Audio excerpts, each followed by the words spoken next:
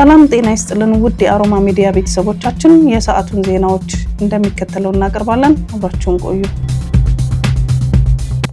የደቡብ ኮሪያ መጀመሪያ የንግድ ሮኬት በብራዚል መከስከሷን ሮይተርስ ምንጮች ጠቅሶ ዘግቧል። የኢኖስፔስ ንብረት የሆነችው ሃምቢት ናኖ የተሰኘው መንኮራኩር በብራዚል ከሚገኘው አልካንታራ የጠረፍ ጣቢያ በተተኮሰ በትንሽ ደቂቃዎች ውስጥ ተከስክሷል። ለክስተቱ መንስኤ የሆነው ቴክኒካዊ ብልሽት መሆኑንም ተገልጿል። ልዩ የነፍስ አድንና የክትትል ቡድኖች ሮኬት ወደ ወደቀበት ቦታ ተሰማርተዋል ያለው ፊደል ፖስት ነው።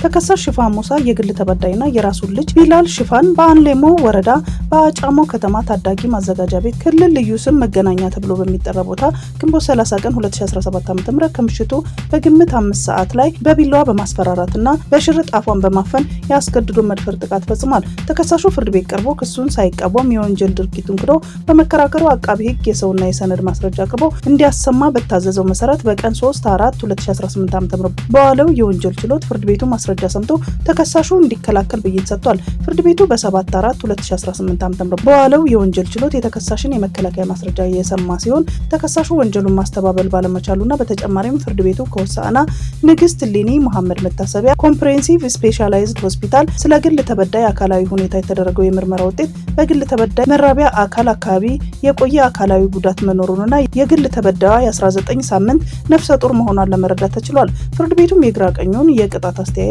ከመዘገበ በኋላ የከሳሽ አቃቢ ሕግ የቅጣት አስተያየት ሙሉ በሙሉ የተቀበለ ሲሆን በተከሳሽ በኩል የቤተሰብ አስተዳዳሪ ነኝ 5 ልጆች አሉኝ ያለው እንደ ቅጣት ማቅለያ ፍርድ ቤቱ ተቀብሏል። በእነዚህም መሰረት ወንጀለኛውን ያነጻዋል፣ ያርመዋል እንዲሁም ሌላውንም ያስተምራል በማለት ተከሳሹ በተከሰሱባቸው 2 ክሶች ጥፋተኛ ነው በማለት በ14/4/2018 ዓ.ም በዋለው የወንጀል ችሎት በ19 ዓመት ጽኑ እስራት እንዲቀጣም ፍርድ ቤት ወስኗል።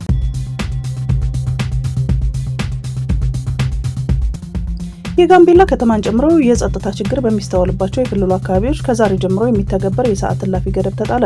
በክልሉ ተከስቶ በነበረው የጸጥታ መደፍረስ ምክንያት የክልሉ መንግስት ከዛሬ ጀምሮ ከምሽት 2 ሰዓት እስከ ንጋቱ 12 ሰዓት ድረስ ከተፈቀደላቸው አካላት ውጪ የሰዓት እላፊ ገደብ ተጥሏል። በክልሉ ሰሞኑን በተከሰተው የጸጥታ ችግር ምክንያት ከምሽቱ 2 ሰዓት ጀምሮ እስከ ንጋቱ 12 ሰዓት ላልተወሰነ ጊዜ የሚተገበር የሰዓት እላፊ ገደብ ተጥሏል።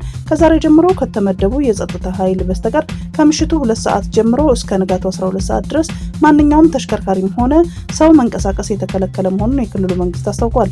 ከተፈቀደላቸው የጸጥታ አካላት ውጪ የትኛውንም ቦታ ጦር መሳሪያ ይዞ መንቀሳቀስ እንደማይቻልም ተገልጿል። በክልሉ ሰላምና መረጋጋት እንዲሰፍር የተጣሉ ክልከላዎችን በማክበርና በማስከበር ሁሌም የህብረተሰብ ክፍል በኃላፊነት መንቀሳቀስ እንዳለበት በመግለጫው ላይ መካተቱን ጠቅሶ የጋምቤላ ክልል የመንግስት ኮሚኒኬሽን መረጃውን አጋርቷል።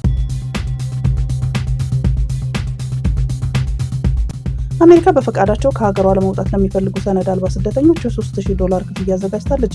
የአሜሪካ የሀገር ውስጥ ደህንነት ቢሮ በ2026 መጨረሻ ከአሜሪካ በገዛ ፈቃዳቸው ለመውጣት ለሚፈልጉ ስደተኞች የገና ጉርሻ ሲል የሰየመውን ክፍያ ማዘጋጀቱን አስታውቋል። ቢሮው እስከ መጪው ታህሳስ 31 የሚመዘገቡ ስደተኞች ወደ ሀገራቸው የነጻ በረራ የሚሰጣቸው ሲሆን $3000 ክፍያ የሚሰጣቸዋል ብሏል። ከባለፈው ግንቦት ወር ጀምሮ አሜሪካ በፈቃዳቸው መውጣት ለሚፈልጉ ስደተኞች $1000 ክፍያ ስትፈጽም እንደነበረ ሲታወስ ስደተኞቹ ለዚሁ ጥቅም እንዲውል ታስቦ በተሰራ መተግበሪያ በኩል ምዝገባቸውን ያከናውኑ ነበር። አሜሪካ በገዛ ፈቃዳቸው ሀገሯን ለቀው የማይወጡ ስደተኞች እስራት፣ በግዳጅ መባረርና ዳግም ወደ አሜሪካ መግባት እንዳይችሉ እገዳ እንደምትጣልም መግለጿ ይታወሳል።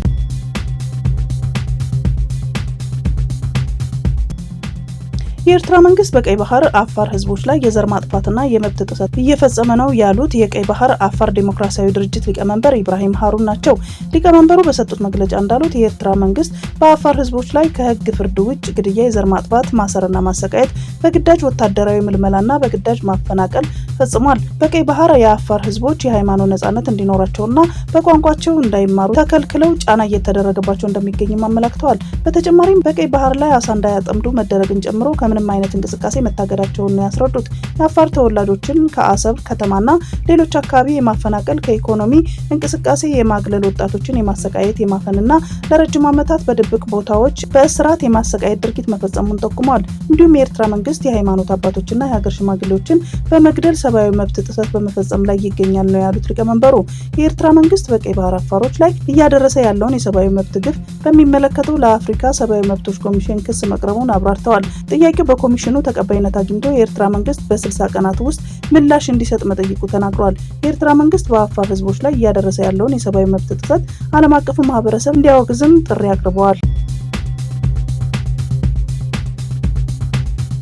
የአዲስ አበባ ፖሊስ ጠቅላይ መምሪያ ከህብረተሰቡ ባህል፣ ሞራልና እሴት ተቃራኒ የሆኑ መልእክቶችን በማህበራዊ ሚዲያ ሲያሰራጭ የነበረ ግለሰብ በቁጥጥር ስር መዋሉ አስታወቀ።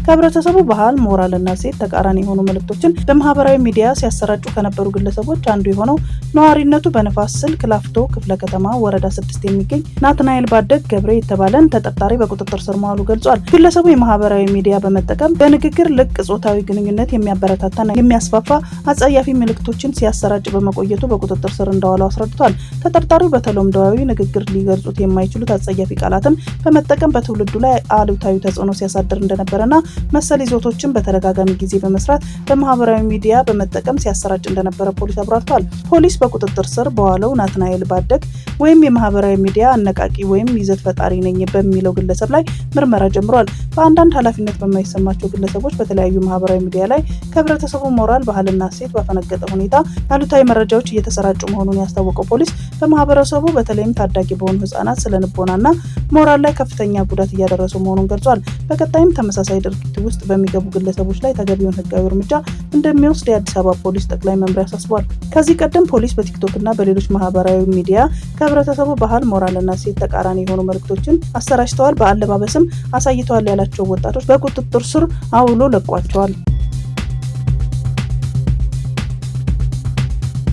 የሰሜን ሸዋ ዞን ሰላሌን ተሳድቧል ያለችውን የሃይማኖት መምህር ሄኖክ ግርማን በቁጥጥር ስር ለማዋል እንቅስቃሴ መጀመሩን ገልጿል።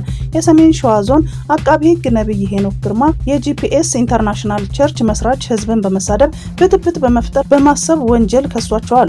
ከሰሞኑ በማህበራዊ ሚዲያ ላይ የሃይማኖት አስተማሪው አንዲት ሴት ከየት እንደመጣች ከጠየቁ በኋላ ሴትዮዋ ከሰላሌ መሆኗን ስትናገር ነብይ ሄኖክ ሀገሩ የጠንቋይ ነው ብለው ሲናገሩ የሚያሳይ ቪዲዮ ተሰራጭቶ የብዙዎች መነጋገሪያ ሆኗል። ቪዲዮ በማህበራዊ ሚዲያዎች ከተለያዩ አካላት ግብረ መልስ ያገኘ ሲሆን ነብይ ሄኖክ ግርማም የወጣውን ቪዲዮ ያላግባብ ተወስዶ ቅሬታን ፈጥሯል በማለት ይቅርታ ጠይቀዋል። የፊቼ ከተማ ፖሊስ መምሪያ ኃላፊ ኢንስፔክተር ታምሩ ባይሳ ለቢቢሲ አፋን ኦሮሞ በሰጡት ቃል ነብይ ሄኖክ ሰላሌን የጠንቋይና የሟርተኞች ሀገር ብሏል ያለው ሲሆን ግለሰቡ እንደዋዛ ማለት ግለሰብን እንደዛ ማለት ይቻላል፣ ሀገርን ግን ማለት አይቻልም ሲሉም ተናግረዋል።